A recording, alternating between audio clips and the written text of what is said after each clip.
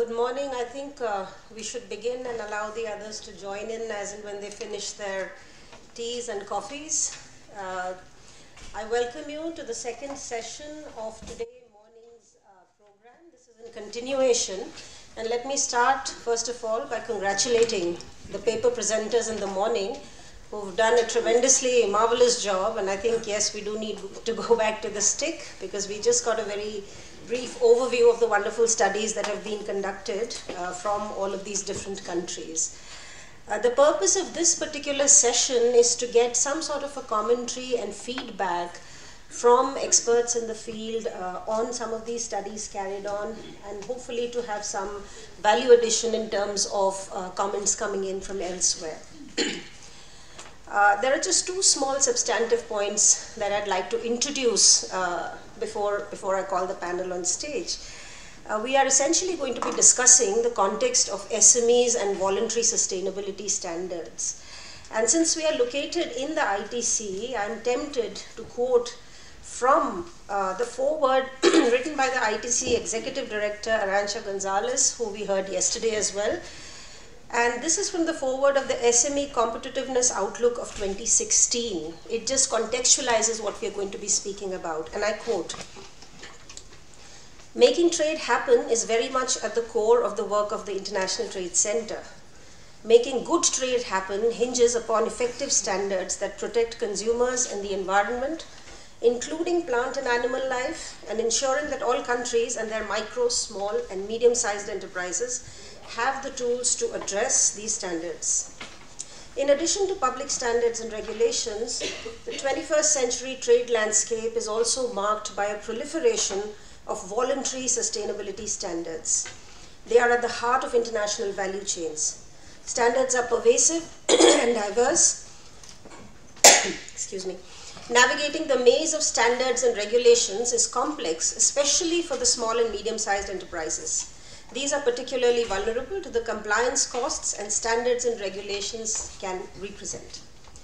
Given that getting SMEs into international markets is critical to inclusive global growth and job creation, it is imperative that standards are both known and achievable. This is why this year's SME Competitiveness Outlook, this is referring to last year's 2016 publication, focuses on standards to provide new insights and guidance on how to navigate this complex world of standards and to help SMEs by ensuring that standards promote better trade rather than become a bottleneck. So the first point is that clearly we are well located at the International Trade Center to be discussing what we are going to be discussing in this session. A second very brief point is a little bit paradoxical, which is to say that SMEs, small and medium enterprises, are really big. They are big and important players in the debate that we are going to have on BSS. Some World Bank figures tell you that formal SMEs contribute to about 60% of total employment and up to 40% of national income in the emerging economies. And I'm focusing on the emerging economies because we're going to be discussing those. These numbers, of course, are significantly higher when informal SMEs are also included. In emerging economies, 4 out of 5 formal new jobs are generated by SMEs. In India, for example, the second largest workforce in the country after the agricultural sector is the SME sector. So just to kickstart and to put things into context, these are some very important issues that we are going to be discussing. My congratulations to whoever has planned this panel, to the conference organizers, because we have a very, very good balanced mix of people who are going to be here on the dais today. We're going to have this in 2 rounds. In the first round, we have the standardization agencies of a range of emerging economies who are going to be presenting their views and responses to the studies that you heard presented in the first round.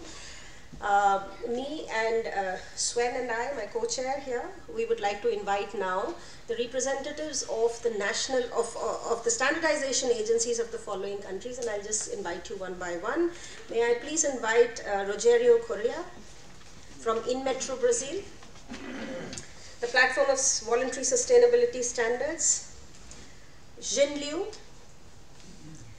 from the Standardization Administration of China, Wei Xiaxia from the China Association of Standardization, Adarina from the National Standardization Agency of Indonesia, Antonio from the Mexican Society of Standardization and Certification, NOMEX, Matale Peter from the South African Bureau of Standards, Mr. Manish Pandey from Quality Council of India,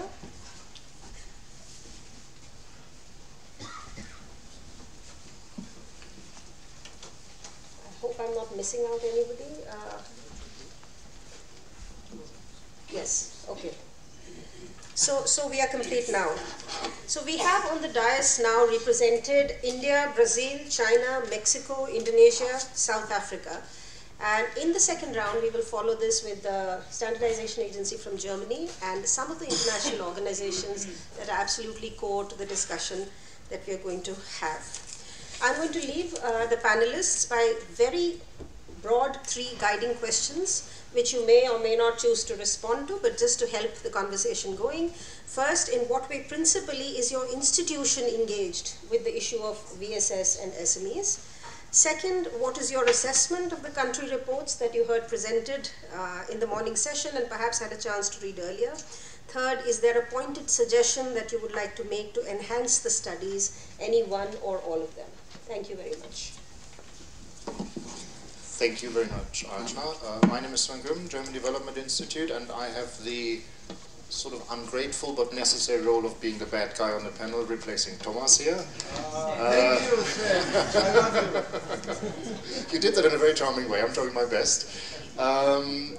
We are sort of speed dating with the results of the studies because the panel is pretty large. I've asked everybody in advance to keep it short in comments. Around 3 minutes, I'm going to flag to you the 3 minutes have come to an end. And we do a second round, and I would actually want us to engage with the floor and get comments and questions from the floor. That's why I'm so trying to be so strict on the timekeeping. But please, Rogerio, would you start? Okay, thank you, Sven. First of all, good morning to everyone. I think yesterday I was not so well educated because I was so fast in starting that I not thanks DIE and Thomas for inviting me and in Metro to take part of these 2 panels.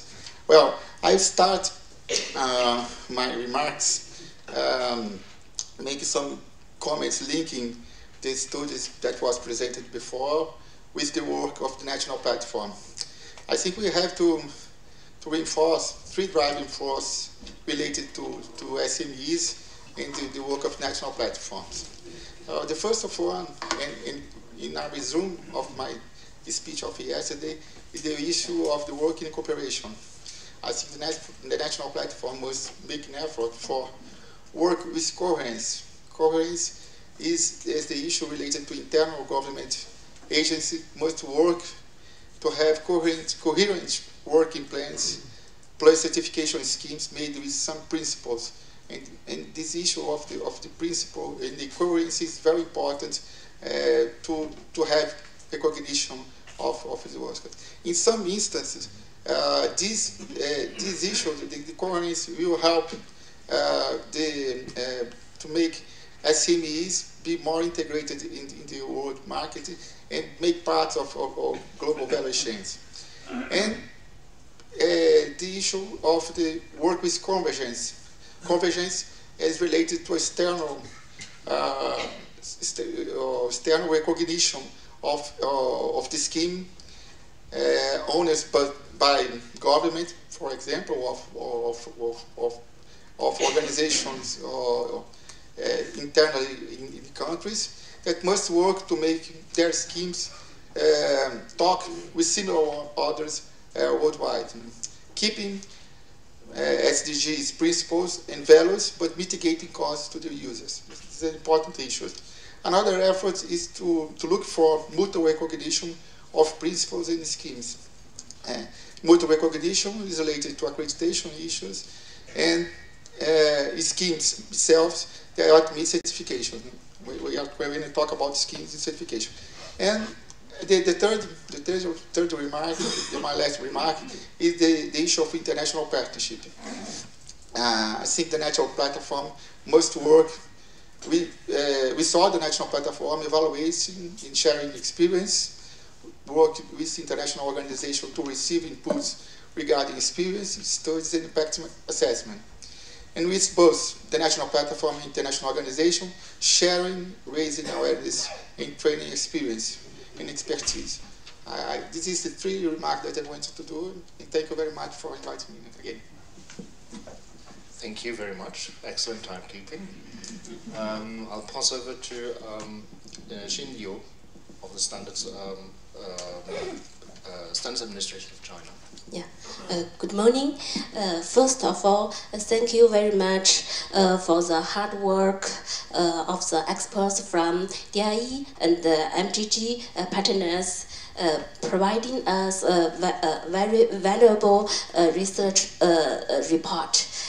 From that report and the debate of yesterday, we find common problems for adopting VSS in SMEs are lack of awareness, transparency, and as well as higher cost of certification. As a government department, how to solve these kind of problems? In my opinion, we can take 3 measures as follow. Firstly, we can promote awareness of VSS by established national platform to holding seminar, to organize some training, publish information for the SMEs and consumers. In developed countries, to raise consumers to awareness is very important. Because if the consumers prefer to trust the products complying with the VSS, which in turn promotes SMEs to adopting VSS VSS more actively.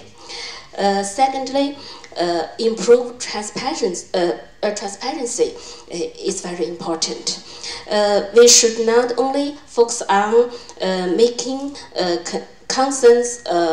consumption decision possible through the certification and labeling, but also pay attention to the process of formulating VSS to get more stakeholders to participate in and get to know the requirements of VSS as soon as possible. For this purpose, at a domestic level, the government can issue some guidelines to encourage private standard organization to apply with the code of good practice for standards. At national level, I fully support proposal from Thomas yesterday. We can push WTO, TBT, and SPS committees to discuss private standards on under the private standards about the sustainability under the framework of WTO, TBT, and SPS, because in fact, this kind of standards often become the mandatory standard. So we should do something to avoid them cause a technical barrier to trade. The third one is for the reduce higher cost of certification. I think that government, retailers, and SMEs, even certification body shows a high cost of certification is a good idea. Besides, we can encourage SMEs to carry out self-declaration system to avoid the higher cost of certification. That's my opinion. Thank you. Thank you very much. The next one is Wei Jiajia of the China Association for Standardization. Thank you. I think Ms. Liu Xin has introduced the main mechanism of what Chinese would do, focus on the SME and VSS, and I also introduced our national platform yesterday, and I would like only specify 3 points of some detailed measures that would take in the near future. And the first one may be the effect of the specified standards. As you know that most of the SMEs, they can easily get the information of ISO IEC standard, and they can follow the ISO IEC standards easily to get into the global chain. But if they want to become the vendor of some big company, they have to they are needed to follow some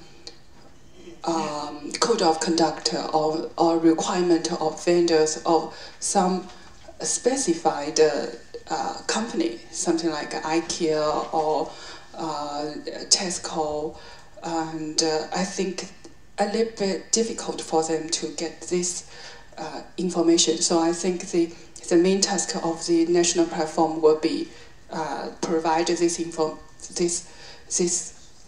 free access information for them. And secondly will be the capacity building.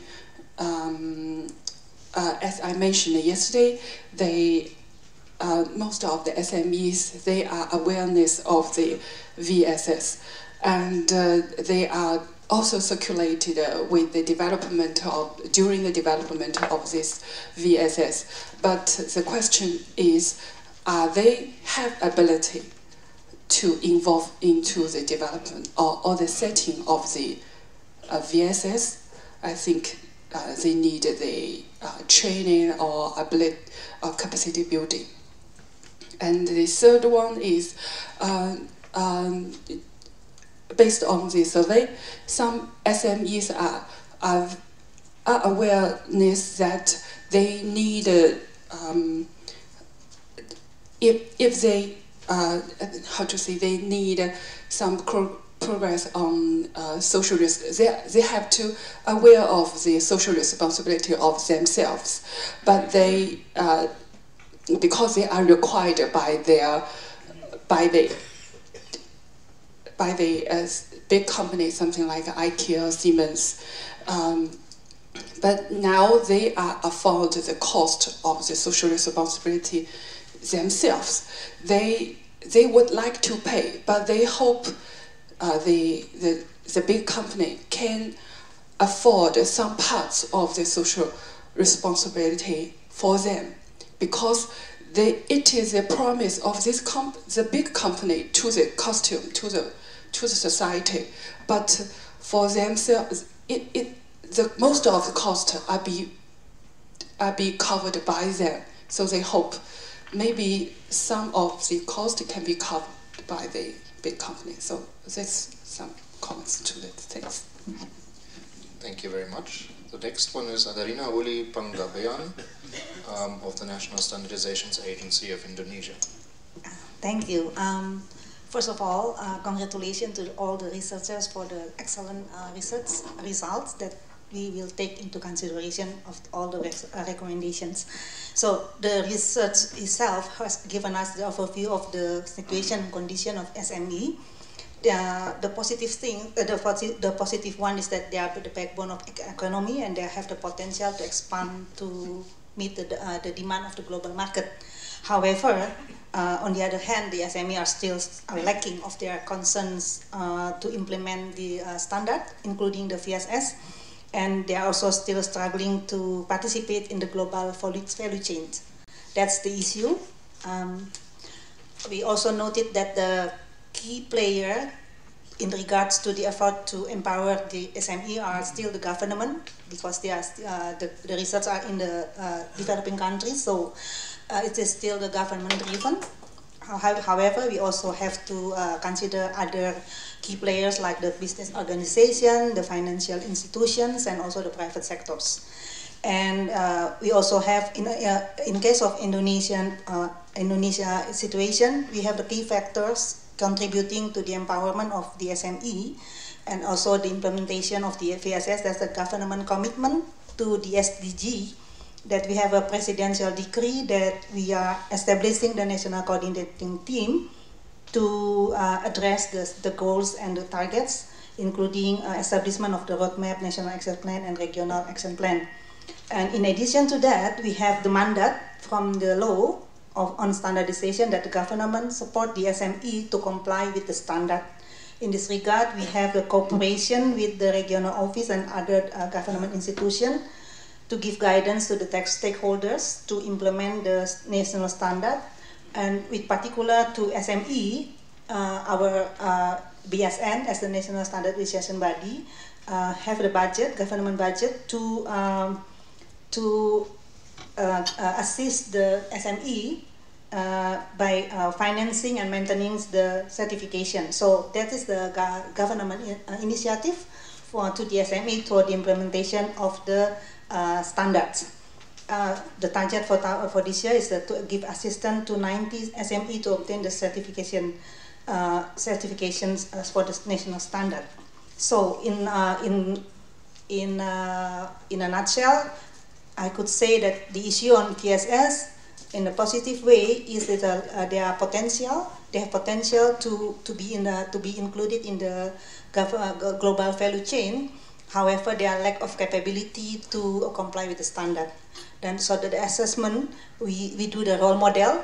Role model in this regard is that we choose the potential SME and we assist them to apply, to be compliant with the standards, and with the hope that there will be the good role model, the success story will become a good model for other SMEs to attract their interest to apply the standards. So the suggestion, we also learn from other countries like Brazil, China, and India for the possibility to have the national platform so as to have a better coordination among the stakeholders on the implementation of VSS. Thank you. Thank you very much. The next one is Machlale Peter of the South African Bureau of Standards. Okay, thank you so much, and good morning to everyone. First, I must say this was a groundbreaking initiative. You know, there are a lot of studies that have been carried out around standards. We know that ISO and some of the countries that participated in the economic benefits of standards, and that has always been shown to be positive. However, that was not, you know, sort of targeted at SMME, but it was a general. And obviously, if I take the South African company that participated, I mean, that's a huge company, the cement company. Obviously, they were able to then demonstrate that there are benefits, positive benefits to the use of standards. If I then consider some of the points that have been raised, the issue of funding of SMMEs, you know, and the role that government can play, you know, one could always argue that the number of agencies that are established by government, particularly to assist SMMEs. However, you know, the information is so disintegrated that you could just imagine a person who's just establishing a company because they've got a brilliant idea. They register a company. After registering a company, they don't know what is the next step. You know, how do I move forward so that I can enter the market and start supplying? And on that note, one would say that, you know, a lot of governments could always establish what we would call a one-stop shop. You know, I register a company in this particular sector, and they give me information to say, for your particular sector, let's say I'm in cosmetics, these are the standards that are applicable. If they are not sure, then they refer you to the relevant government department. If there are regulations that governs that particular sector, they refer you to the relevant regulator or legislator in that regard, so they are assisting you. Coming to legislation, I believe that you always have to relax legislation. You know, standards professionals have always argued that you only introduce regulation when the market system has failed. So before the market system fails, let it determine, what happens. We in South Africa since 2007, we've been dealing with a case which I think demonstrate how sometimes legislation can stifle innovation. So this one SMME comes up with a product, very brilliant product, and say, this product of mine is going to cost you a fraction of what has been sold to you. So they use the so-called non-conventional material to supply that.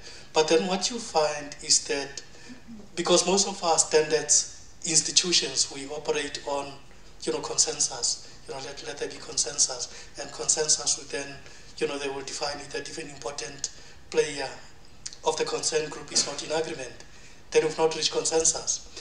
So for about 10 years, it dragged on because then they would bring everything, because large companies sometimes they looked after themselves. The other point that I wanted to raise was the pace at which standards are changing. For a big corporation, it's easy because you already have the financial muscle, that if a standard changes and it requires you to retool, so it becomes an easy thing.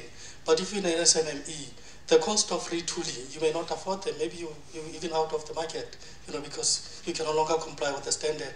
And sometimes that standard is called up in legislation. The participation of SMMEs in standard setting is also very key. Around 2006, we made an amendment to a standard, and this standard is very popularly used by SMMEs because it's very easy. I buy myself a truck, just a small truck, and I'm able to get into the market and I can service. Just the change of one word, it wiped out, or it nearly wiped out the entire SMME sector, where we say, if you have to service fire extinguishers, you must return it to its original manufacturer. Now, they changed the word and they say return it to its original manufacturer. Then it wiped out everybody, meaning that I can no longer service extinguishers. Okay, let me just wrap up. With regard to our support to SMMEs, SDS, ADS, we've got what we call the Design Institute. Now, our Design Institute is targeted primarily SMMEs, where if you've got an idea, we will mobilize funding from agencies that exist, and we will assist you through certification, we will assist you to set up, and we'll assist you even with some design. I remember somebody coming up with a brilliant thing, but then the problem was that how they packaged it and how they marketed it, that's where they fell short. So we then are intervening as standards institution and say, we can help you, and this is how we're helping SMMEs. Thank you very much. Things in between for making my role as a timekeeper very easy here. The next one is somebody you have seen on the previous panel, Manish Pandey of the Quality Council of India. He's wearing the head of the Quality Council of India now and not as an author of the study. That's why he's sitting on this panel as well for Quality Council of India. Thanks, Vin. My remarks are basically as a secretariat towards the platform. So before I give you the activities of the platform, I just want to give an overview of the country's compliance structure. So we all understand that as governments, they have their regulations in place which primarily looks after the health, safety and national security issues. But then in our country, we have another system which I represent as the voluntary system. And that voluntary system primarily focuses on quality, competitiveness and connecting the SMEs or the other producers and manufacturers to the global value chain. Now, from the government, we understand the technical regulations are enforced with the regulatory bodies, and then ultimately the manufacturers have to show compliance for which they get license, and ultimately the consumer is benefited. Likewise, in the voluntary system also, we see that there are scheme owners, there are requirements, there are conformity assessment bodies doing inspection, testing and certification, and once the manufacturers and other service providers are compliant, they get a certificate, and ultimately the consumer is benefited. So we see that there are two systems, and these two systems are effective in terms of ensuring compliance. Now, we all understand what private standards are, so I'm not going to dwell into it. But of course, to give you an example, for example, Global Gap, MSC, Marine Stewardship Council, FSC are some examples of private standards. Now, coming to India, and the genesis of the private sustainability standards platform. So what we thought was, So how we perceived private sustainability standards, and this is also a viewpoint of certain stakeholders, including the government, that it is a technical barrier to trade. We understand that. There are compliance difficulty in terms of readiness. It's sometimes alien concepts for the stakeholders. There are foreign contexts, which is north-south. There are complex interpretations because you sometimes the small holder or the SMEs don't understand the context, and of course long-term investments are there.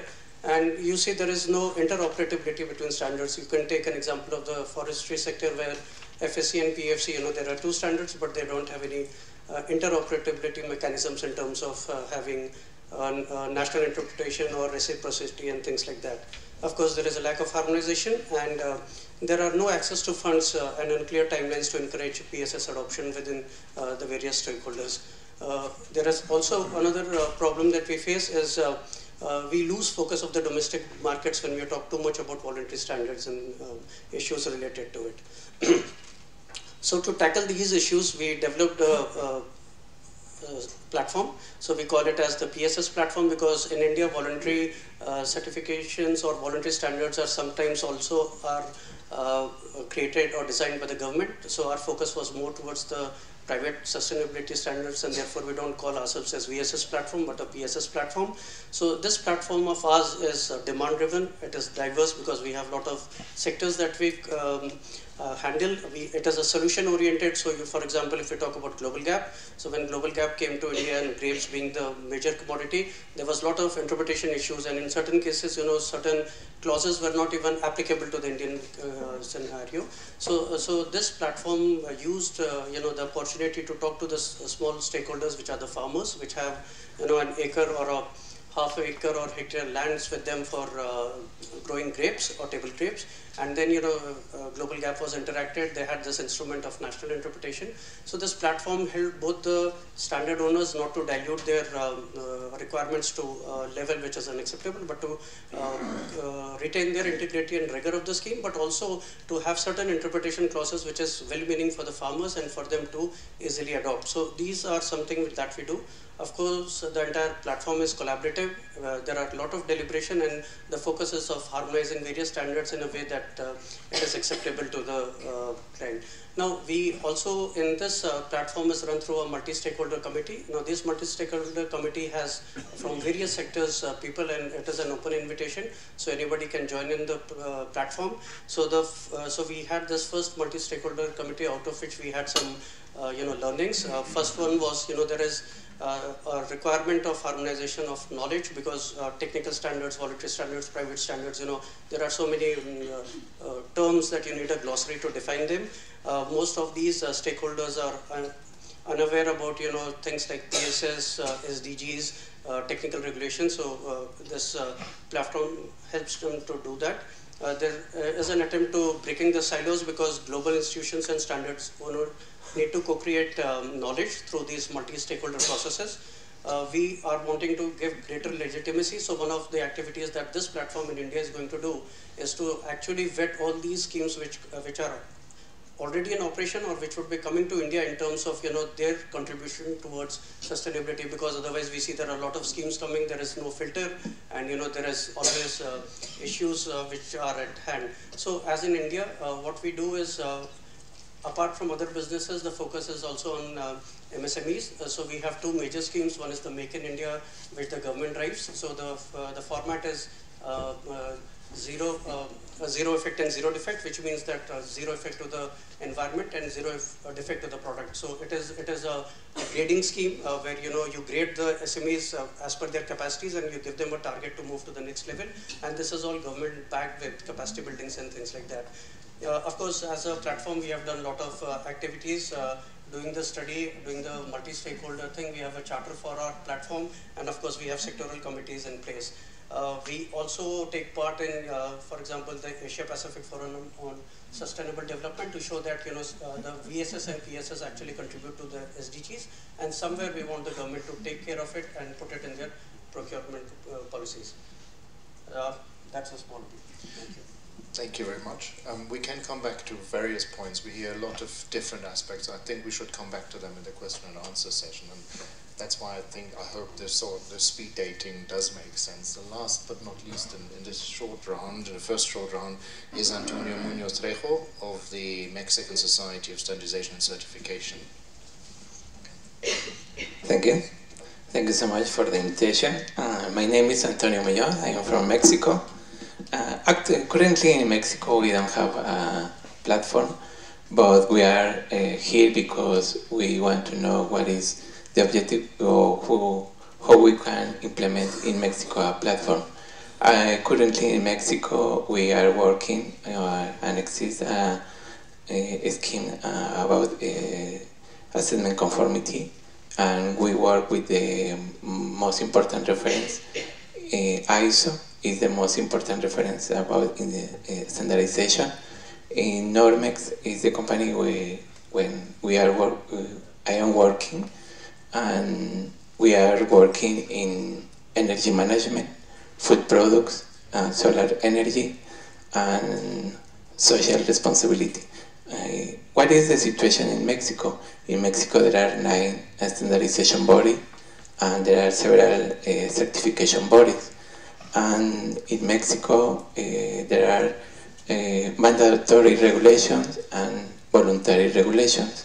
Mandatory regulations are elaborated by, for the Mexican government, and voluntary regulations are elaborated by standardization body. This is a specific situation because with this program, Voluntary Sustainability Standards, we need to know how this program can help us to export more products, food products. Mexico exports food products, alcoholic beverage, and several products, and we want to know how can help us, how we can export more products. This is the importance because we are here. This meeting is important because he is present the Minister Economy in this meeting, and universities, and standardization body where I am working. This is important for us, and Mexico signed the Agenda 2030, and it is important to know what is the importance of voluntary sustainability standards. And for us, we want to know what is the chain value, what is the proposal value, and this is the situation in Mexico. In Mexico is a specific situation because there are several standardization bodies, and it's not easy, but we can work to implement the platform. I don't know if in the future we can improve to implement a platform. Thank you. Thank you very much. We've heard various points from national experiences on the roles of national platforms and different stakeholders and all their diversity. Questions on access to finance, questions of access to knowledge and information. Before we swap over to the next part, the next setting, I would ask if there are questions or comments from the floor to this round. Not as conclusive, we will do a final round at the end, but I find it a bit, I find it nicer to have a question around here. I see some hands up, and I would take some, and we can have one round with this setting. Okay, I'll just go geographically, so to say. I'll start here and work backwards. Do we have another microphone? I'll just bring you mine. Good morning, my name is John Huntele. I work for FSC, Forest Stewardship Council. First of all, I would like to congratulate and thank you all for the work you're doing to promote SME involvement in voluntary standards, including ours. I have two specific questions to Mrs. Liu. You mentioned a number of things that can really help SMEs to get engaged, but you also mentioned that you think the WTO should look at standards as whether they are technical barriers, and I wonder how that would help to introduce and integrate voluntary standards further. it could also have a perverse impact instead. You also mentioned that SMEs probably could have, the cost will be reduced through a self-declaration system. And that's of course very attractive and very often discussed, but I think there's also a risk, which is that these standards are sometimes linked to very prominent labels that have a lot of credibility, and self-declaration could also undermine that credibility because there's less control. And in Indonesia there's recently an example where the legality scheme from Vlecht was also, well, tried to reduce the cost of that, but in the end it was not seen as reliable enough. And I have a question for all the panel instead. There is a cost issue, and the cost issue is in the end principally because the majority of SMEs, because the majority of the economy are not applying sustainable practices. That is why their costs are actually too low. And in some cases, in Brazil for example, there is a reduction for concession fees for certified companies in the Amazon, and would tax breaks or other general financial mechanisms by governments for certified companies not help to compensate for those costs? Thank you very much. We'll pass on to the lady, 3 rows back. Thank you. I'm Alicia Froman from ECLAC in Chile. I wanted to ask to what extent, well, anybody could answer the question, any of you, are you able to engage private sector stakeholders in the committees of the standard setting bodies? And secondly, to what extent can these private sector stakeholders also participate in the ISO committees? For example, in the case of new ISO 14,000 standards. Because what we've seen is that very often stakeholders from developing countries don't really participate in these bodies. Thank you. Thank you. And 3 rows further to the back.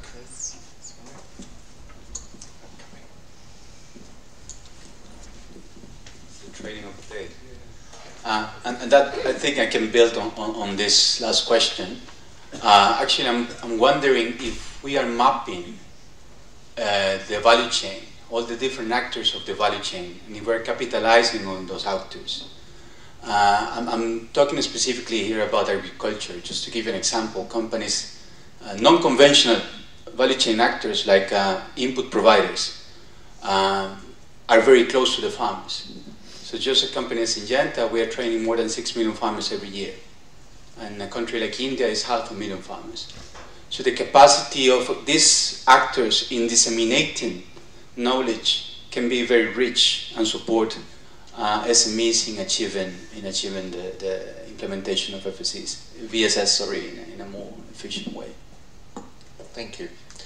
Do I see any more hands for this round? Otherwise I would give it back to the panel, and we can, as I say, have questions and answers in a second round after the next setting. Who is there? Specific questions first to Ms. Liu. If you want to start off, and then I'll ask who else wants to pick up on the questions. Thank you. In my opinion, if the VSS standards is under the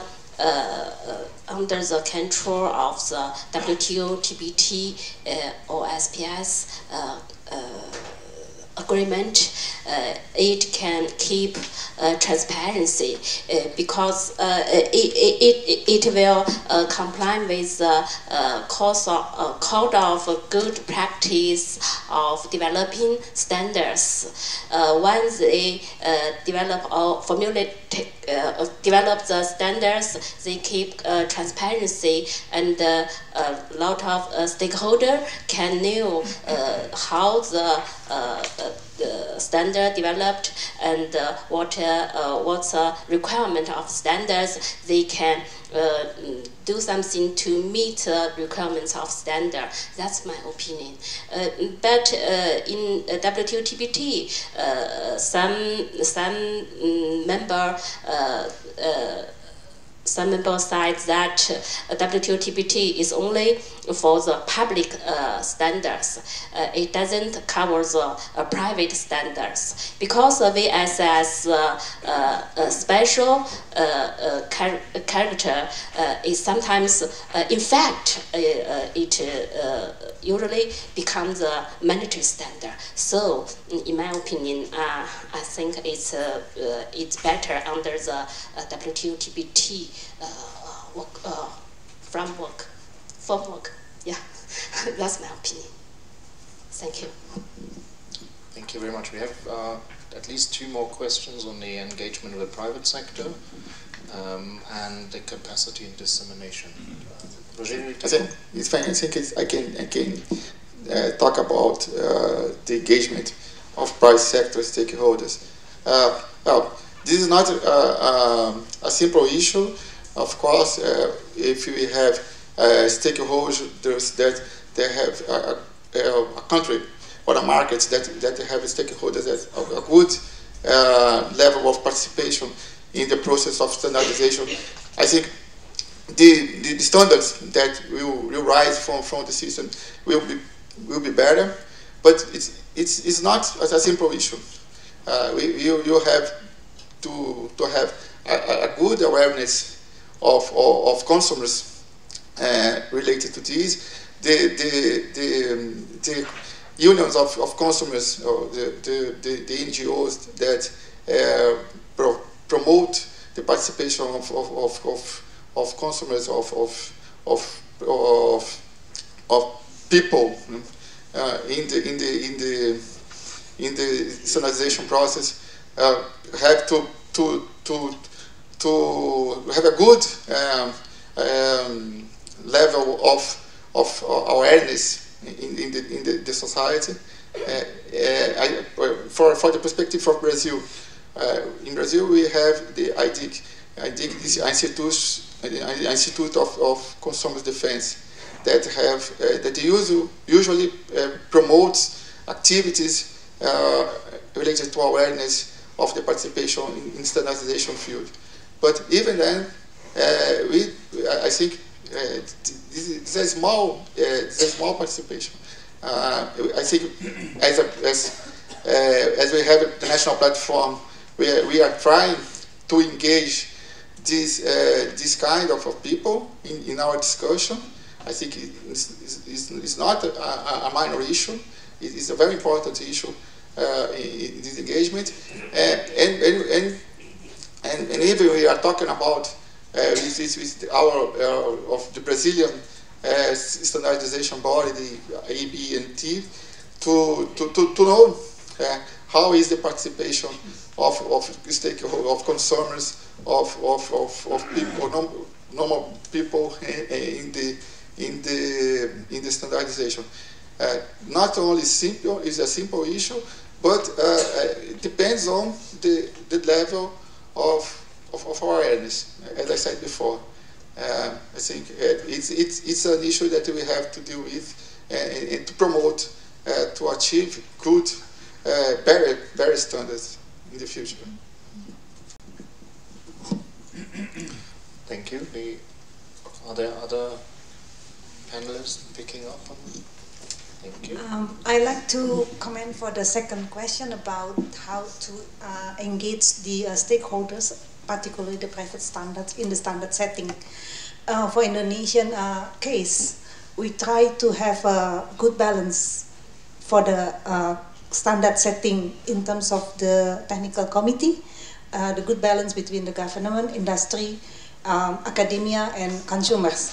And then we have also a standardization community, that is the community that consists of people who are interested in the standard setting and standard development. And their participation to the international standard setting is also still our problem, due to the budget allocated for that is so limited. However, government in this regard give a priority to support the participation in the international standard setting, especially because we are member of ISO and IC. The priority is given to the technical committee where Indonesia is a participating member. That is what the Indonesian government do at the moment. Thank you. Maybe I should comment first on the first question that was directed to my colleague here. Standards as a technical barrier and the issue of self-declaration, including costs of the uptake of sustainability standards. You know, in our experience, we've actually come to that conclusion that standards can indeed become a barrier to trade, particularly with regards to SMMEs. You know, SMMEs would always have a niche market, you know, manufacturing this product and this is my market. And sometimes they would maybe target maybe what we would call the working class, you know, who could afford this thing and we can sell it at a lower price. However, the standard setters, who happens to be the major players, you find that they put requirements which are technical. Like, for example, they would say, this product must last for 50 years. You know, but this product, you ask yourself, why must it last for 50 years? And they say, because that's how we design buildings, so it must last for 50 years. And that thing, I mean, it's not like you can't afford that it lasts you for a fraction of that period, 5 years or so. But because they insist, and at the end standard get published with the 50 years, you find that it's now becoming very difficult for me, who wants to come up with something that will just last for 5 years and serves my niche market. So in that way, you know, you're using a standard as a barrier, which is unnecessary. I know that all of us, or most of us, you know, have signed up with the WTO TBT, and we will always say that, you know, standards must not be developed with an intention to setting unnecessary obstacles to international trade. But then you take it there to say, at that level of international standards development, who actually participates, which then talks to the issue of, you know, the local players and the position that we establish so that we can participate there. And again, it goes back to the same issue that I've raised, that you find that with regard to SMMEs, they don't get that opportunity to even be part of establishing a national position, which then goes back again to say multinationals, where, you know, I work for, maybe I shouldn't mention the company name, but a multinational company where we've got headquarters in New York, then we've got branches all over the world. So when we then gather at the platform where standards are set, I come and I say, I represent South Africa. But then you ask yourself, do I really represent South Africa, or do I represent my company, which is actually in New York? Then you find that somebody comes from Morocco, and they say, we represent Morocco. But that person and myself, we technically work for the same company. So at the end of the day, the standard that comes out, it's still, you know, serving a particular market, not everybody else. So maybe in summary, one must say that with regards to SMMEs and their participation in national standards, that remains a challenge, and I'm not sure how other countries got it right, but we've been struggling with that thing for quite a long time, because a person will tell you that there's only 5 of us, and I'm the technical person. The other one is my receptionist. The other one is the delivery guy. So if I must go and participate there, which is going to take me the whole day, then I must lock up shop. So I've lost business for that day. So that's where we stand with it. Okay, so I'll talk about India. When you talk about scheme formulation or standard formulation, we have a very different approach to that. For us, any scheme actually has about 5 parts. Important are these 3 parts, which is the technical standard, the certification process, and the approvals for people who can actually work as a certification body.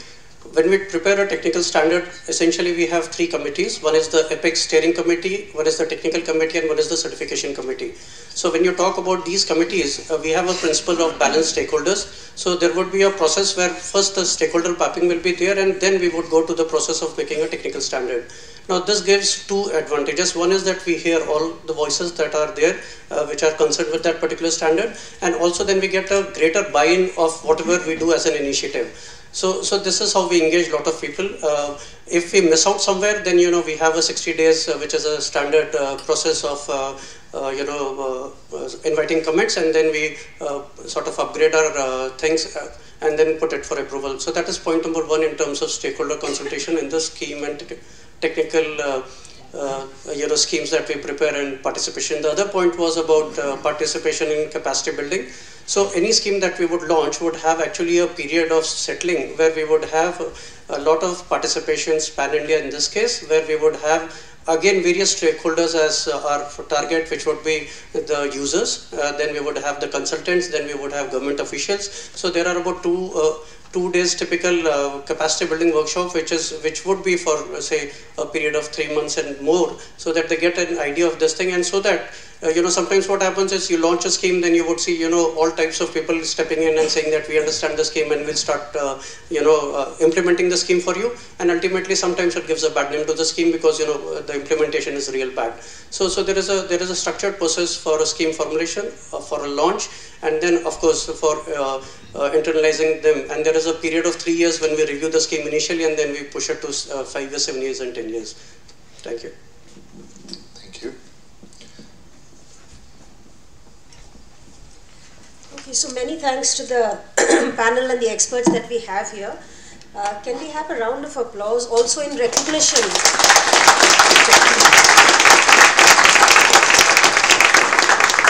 Also in recognition of the very long distances they've all traveled to be here together on one stage today.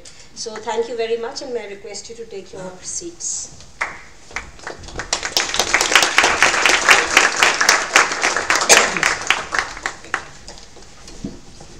May I now invite on the stage Siglinde Kaiser from the German Institute for Standardization, Anja von Moltke from the United Nations Environment, Mr. Reinhard Weisinger from the International Organization for Standardization, and Dr. Peter Wolf from the German Development Institute, and Mr. Johannes Weiss from the International Labour Organization. So all the key components are now here in front of you: sustainability, decent jobs, inclusive growth, standards, etc. I hand over to them to take forward the discussion. Thank you very much. I'll go by the order that we are sitting now, which is a bit different from the program. Johannes Weiss, ILO, is the first one. You can proceed. No, don't rearrange. That's fine. Okay. Thank you very much for the invitation to be here and for the very interesting case studies. On behalf of the ILO, we're pleased to comment on the non-paper version of the case studies we've seen from Brazil, China, India, Indonesia, and South Africa. To begin with, in the introductory chapter, it identifies the ILO's M&E declaration on pages 2 and 3 correctly as an example of public voluntary standards. And at that stage, one might add that it's like 2 additional insights. First, the ILO's M&E declaration is the only ILO instrument that directly provides guidance on enterprise behavior regarding social policy and inclusive and responsible sustainable business practices. And secondly, from a global perspective, the M&E declaration is the only global instrument that was improved and adopted by tripartite constituents. That means governments, employers, and workers from around the world. Therefore, it's unique in the breadth of parties that have approved it, and it offers valuable guidance for small and medium enterprise behavior. Then moving on is a general observation. The case studies might be strengthened by a stronger inclusion of labor-related issues.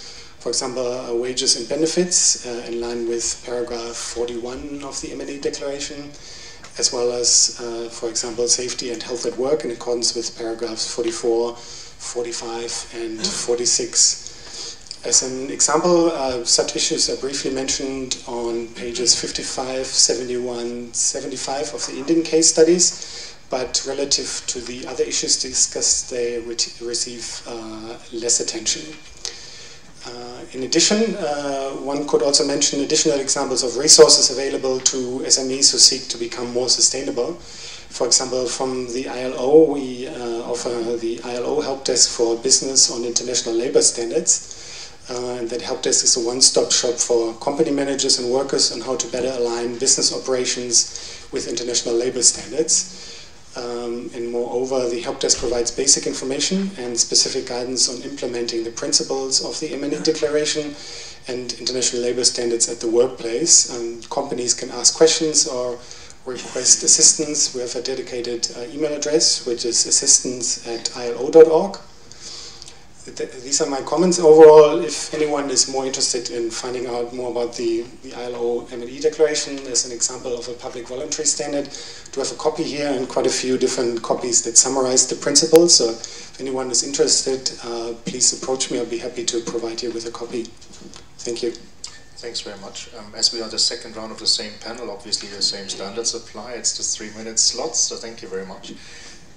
Next in line is Reinhard Weisinger of the International Organization for Standardization.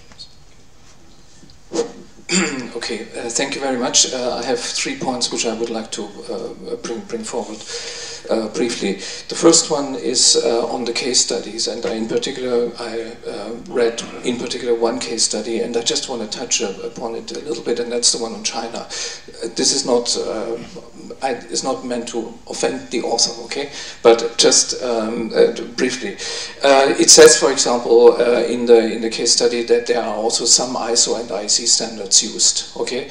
Now, of the 21,000 or 22,000 standards you mentioned before as existing as national standards, my guess is, my estimation is, and I did studies about these issues in detail in the past, around 4,000, 4,500 national standards are actually adoptions of ISO standards. That means they exist as national standards. So that means to say that there are some standards around. This is a little bit, maybe not completely appropriate.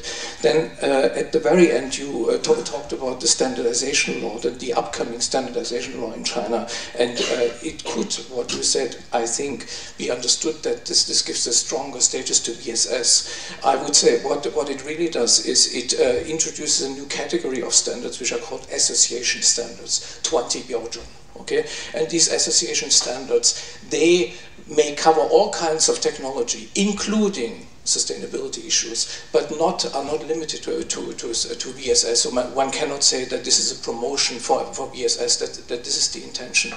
Okay, so that's so much on this. The other issue, my second point goes to the DIE. I wanted to make a point in the introduction of these studies. It talks briefly about ISO, and it says the International Organization for Standardization and other standards organization. These standards are of a generic nature. These standards entail agreed upon technical norms in order to ensure quality and compatibility of processes and products, and it separates from that out other standards which are the sustainability, the voluntary sustainability standards. I have pointed out yesterday in my presentation that ISO has for the last 20 years was engaged in developing standards on sustainability issues and has developed many standards. So ISO has a lot of sustainability standards in its collection of standards, and therefore this separation is not completely correct. I would say it's actually incorrect. Okay. Then, final point, I wanted to give my summary of the discussions, how I see what came out of these discussions, and looking at, let's say, the rules. If we talk about, let's say, regulation, standards, and all of these kinds of things as rules driving sustainability, my conclusion is, from what we have seen, these are regulations from governmental agencies that have a sustainability orientation. Then these are standards developed by international standards organization, regional, national standards organization, ISO, IEC, Codex Alimentarius of the FAO, World Health Organization, many others. Then there are also standards from other regions, like European standards, having an impact on markets outside of Europe, clearly trading partners. And then there are also code of conduct of multinational enterprises that have, again, quite an impact. Overall, my conclusion from these discussions today and yesterday is that VSS at the moment play a rather marginal role in shaping in the markets, in market uptake. I also have not seen that there is really proof of uptake in regulations. There may be, I don't know. I think where they really play a role is in procurement policies of governmental agencies, but that you have, let's say safety-related legislation that requires you to use this or that VSS. I have never seen it. Maybe it exists. So finally, let me come to my conclusion. I believe that VSS certainly drive sustainability. I believe also that they will become more important, but they will drive sustainability together with other existing standards that are already widely used, and these are in particular ISO standards, IEC standards, these are also national standards, and in collaboration, in conjunction, they can be a relevant force in promoting sustainability practices. And I think this is important, and not just my turf is more important than yours, and so we promote this or that kind of standards. Final point, and this is now addressed to UNFSS, which is also indirectly represented here, also in ITC, because of the importance of ISO and ISO standards. ISO should be also part in this, let's say, group that drives the UNFSS, and I hope the UNFSS could, so to say, reach out to ISO to also integrate ISO together with the ISEAL Alliance and other organizations to drive sustainability, not against each other, but in collaboration and in support of a global sustainability agenda. Thank you. Thank you very much. Next one is Anja von Moltke, UN Environment. Yes, thank you very much, and I'd also like to take the occasion to particularly thank the DIE for this amazing effort which is related to voluntary sustainability standard, which from my perspective actually made a difference for the G20, so thank you very much. We've had quite a technical discussion here, so I just wanted to briefly remind us on the context. We're living in a world here where 90% of people are breathing unhealthy air, where about 3/4 of all countries are drawing down their natural capital, and where climate change is causing major effects on our natural systems and causing poverty and creating disasters, as we can almost read daily in the news today. So we need to find ways to transform our economies to produce and consume more sustainably. We need to find ways to live within our planetary boundaries. And the use of sustainability standards is certainly one of those tools, so it's of absolute essence to address this one opportunity that we have amongst many others. What I find particularly interesting about voluntary sustainability standards is that they can actually link those that want to produce sustainably and those that want to consume sustainably and who do want to create a better environment, a more sustainable environment, and they create transparency. UN Environment has quite a number of different initiatives that address these issues. They include the Environment and Trade Hub, with which we help countries to build capacities to green trade policies and to integrate into green global value chains. And one of the examples of the trainings in China last week has just been mentioned by our colleague from China here. We also have programs like the 10-year framework of programs, which will be discussed this afternoon, and a number of others. What I do want to mention here, however, is that we do work in partnership, and this whole motto of these days is working in partnership. So UN Environment works very closely with the ITC, with UNIDO, with FAO, and with UNCTAD within the Forum on Sustainability Standards. And with that forum, we create a platform for governments, for business, for producers, for businesses, and also for civil society to discuss the implications of sustainability standards and engage in their development.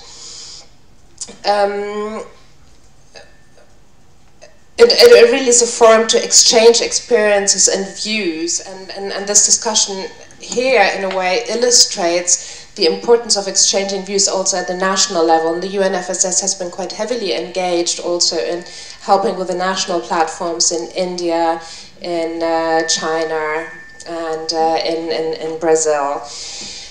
We're also doing some global research to help promote the issue of voluntary sustainability standards. And last year, for example, we have together brought out the flagship report on the role of governments in supporting sustainability standards. And there's much that needs to be done. So there are a few things that I'm taking away from this discussion that I'd also like to take back to the group of the UNFSS. That I think still need to be further promoted and further addressed. And one issue that I heard from almost all of the presentations is the multiplicity of standards and the interoperability. I think just in South Africa we heard there are about 81 national standards, and what about their interoperability? It's really complex. We need to address this issue. The second issue that I heard clearly is that we need to make VSS more affordable, and we need to find more creative and innovative financing options. And that is not only related to the actual certification, but it's also related to making production systems more sustainable. We've heard that in a number of case studies. Third point I want to mention is the creation of market access and actually creating business cases for SMEs. Again, we've heard that clearly from Mexico and then from India today. But there was also a very interesting point that this is not only about international trade and international market access, but it's also about creating more awareness and more interest for national consumers to make use and to harness those products and processes that are certified.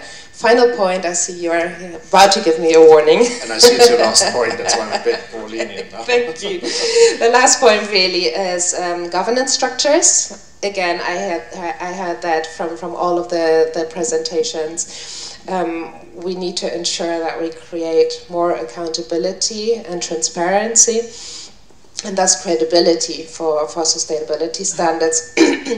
And as part of these governance systems, SMEs need to play a pivotal role in participating actually in setting the standards and understanding how they can benefit from them. Thank you very much. Thank you very much. And last in our round is Glinde Kaiser of the German Institute for Standardization. Yes, hello. I feel like I'm in the end of this row, but also I'm at the other end when discussing voluntary sustainability standards, because I'm working for a standards body that is from the developed world, and all the others represented here are from the developing world. And so maybe our perspective might be a little different, because we are the consuming end. We're consuming the benefits of the voluntary sustainability standards. I myself am still very much under the impression of the ISO General Assembly that took part last week in Berlin.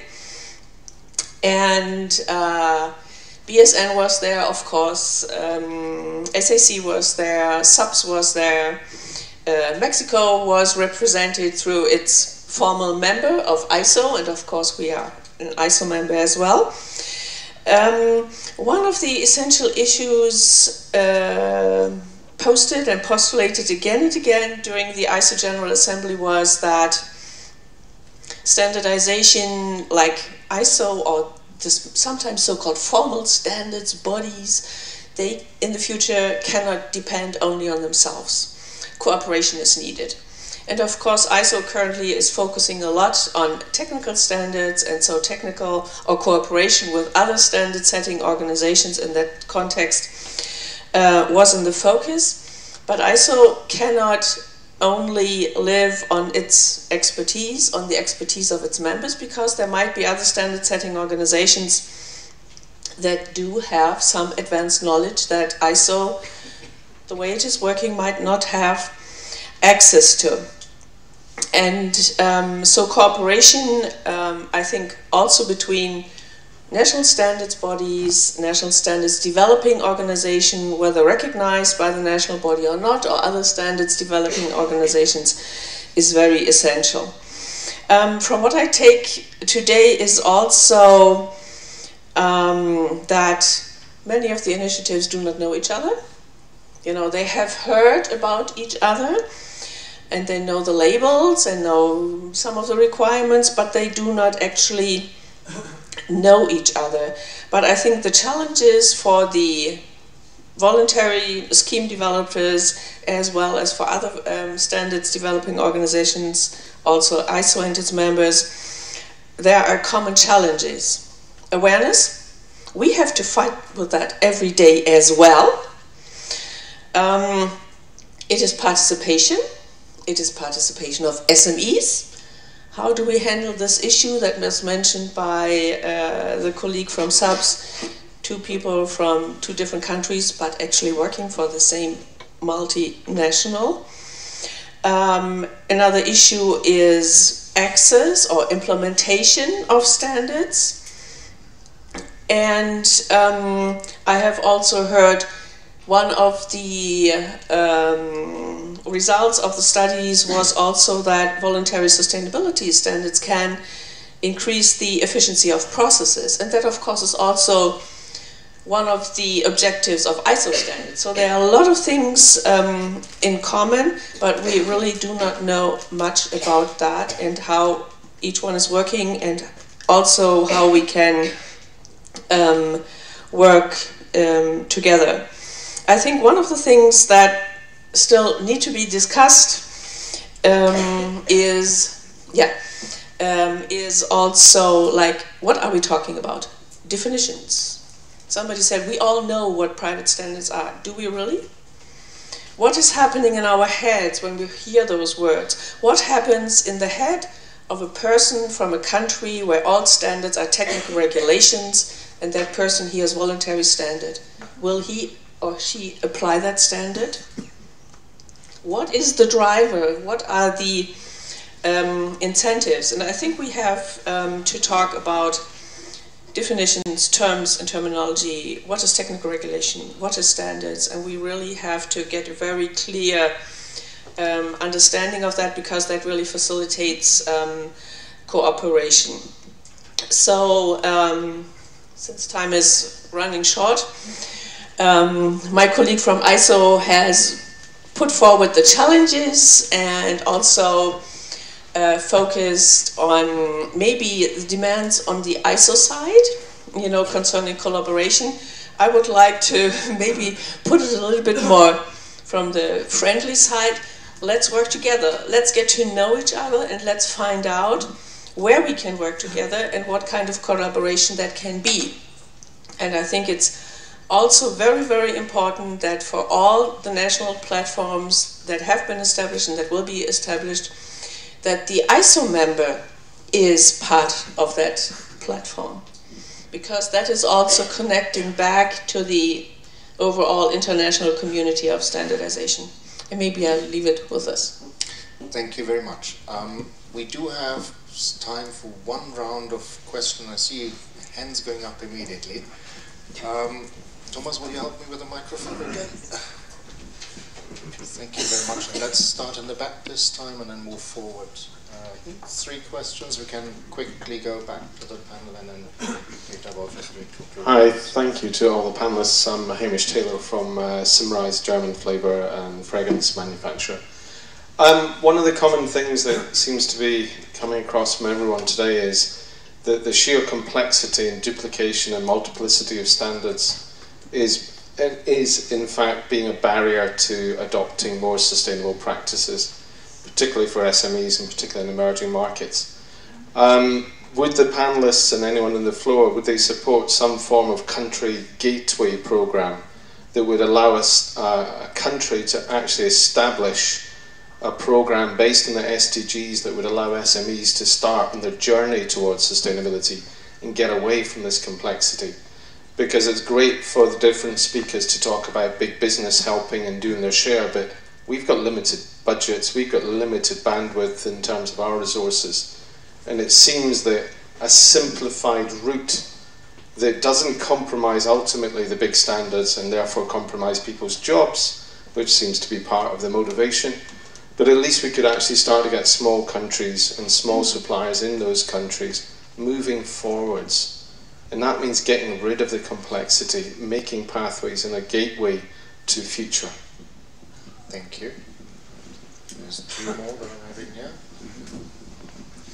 I'd like to follow up on a comment made on the China case study.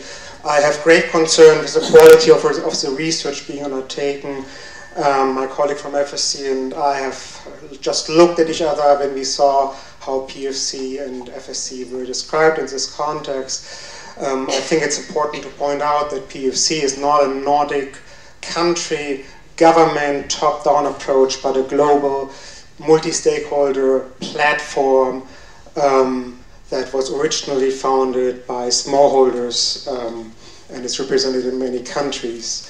In China, there are not 3 certification systems on the ground. There are only 2, which are FSC and CFCC. PFC has endorsed CFCC, which ensures that it's not a watered-down national standard as it is described in the report, but that it meets stringent international requirements. In fact, we need to keep in mind that neither the FSC international standard nor the PFC international standard are implemented in any country on this planet. They are always adapted to local circumstances. And this is something that is really good and really important.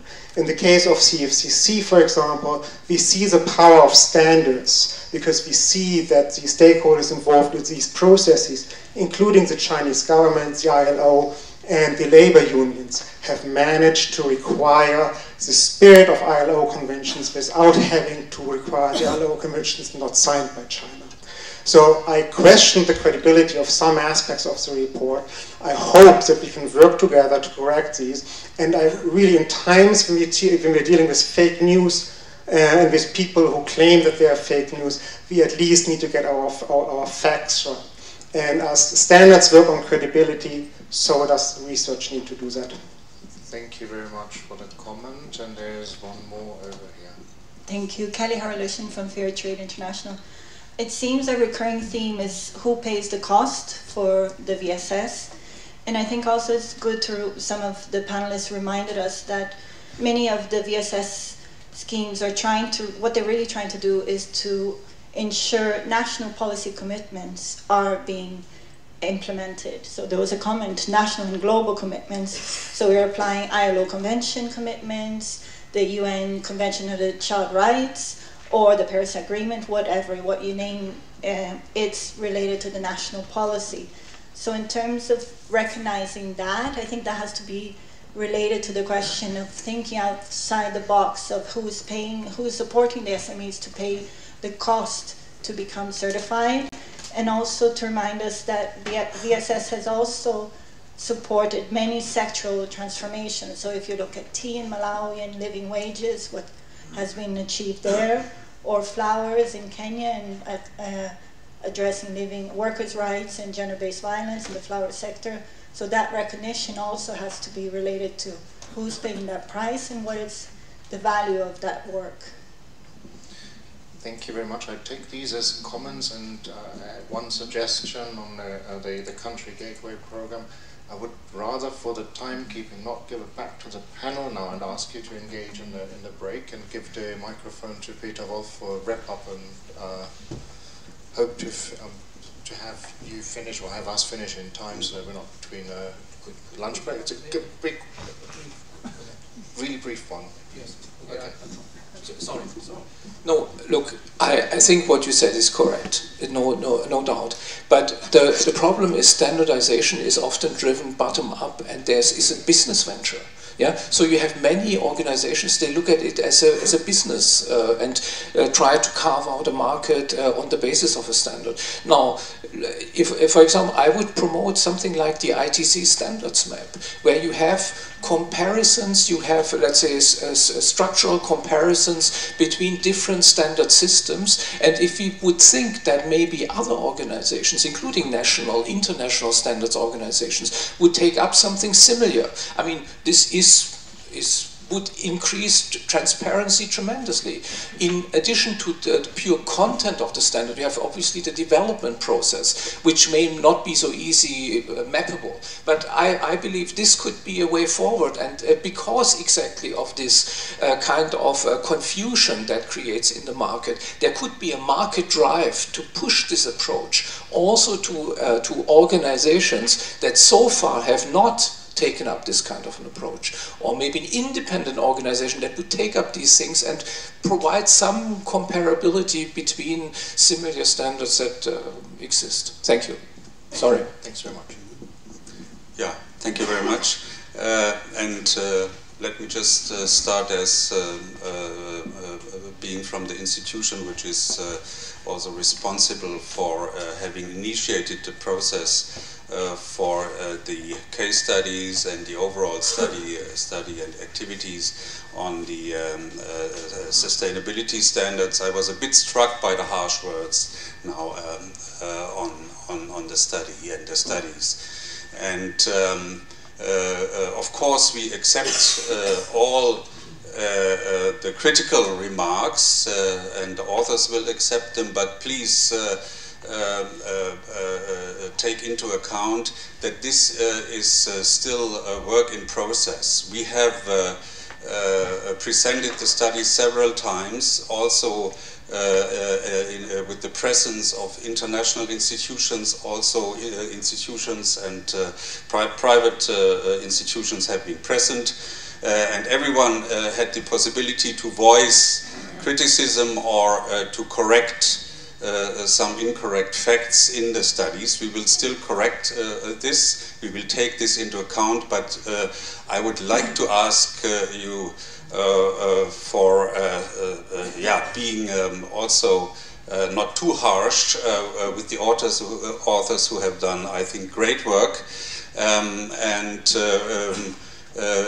let us be kind of see us as a community of people who are interested in bringing things forward. So we should have a kind of a spirit of collaboration here, so I would like to ask you to put forward in written, if you can, your critical points, and we will take into account this for the next round of studies. Just as a final word, I think I should not go into all the details anymore. I think you have nicely wrapped up in the last session and in this session the fact that this is a very complex area, and it calls for international collaboration, definitely. And we are in the spirit of the Sustainable Development Goals. We are really in one boat here. The advanced countries have signed up to SDG 12, Sustainable Consumption and Production Patterns, and it looks as if most of the advanced countries will not achieve the SDG 12. Yeah. And I think this is really our responsibility in the advanced countries to be serious about that.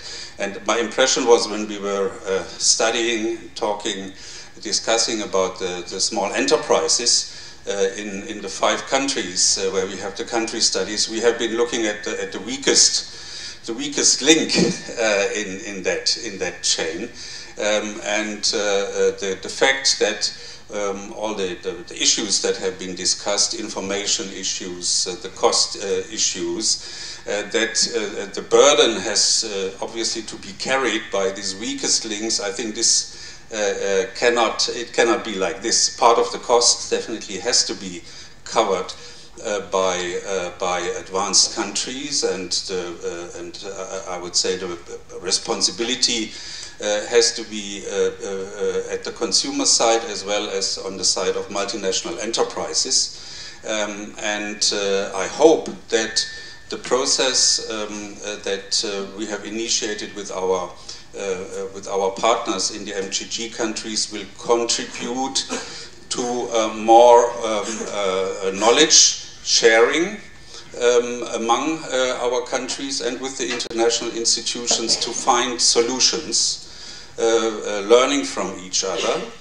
And the G20, which was one of the, let's say, the agents which has triggered that process, should be held accountable, I would say, for what they have triggered. And I think we as research institutes, we should also contribute to watch our countries, members of the G20, and hold them accountable for also for the implementation of a process which is very important in a global context, and which again calls for international collaboration between advanced countries and developing countries. And I see this as a very promising platform, and I think we should continue to collaborate in a good spirit, collaborative spirit. Thank you very much. And I don't know whether Thomas or you would have a last word of thanks. I would just have really a last word of thanks and ask the audience to applaud our panel, both rounds.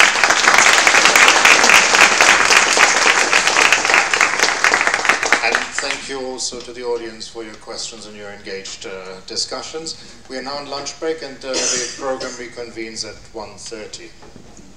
Thank you very much.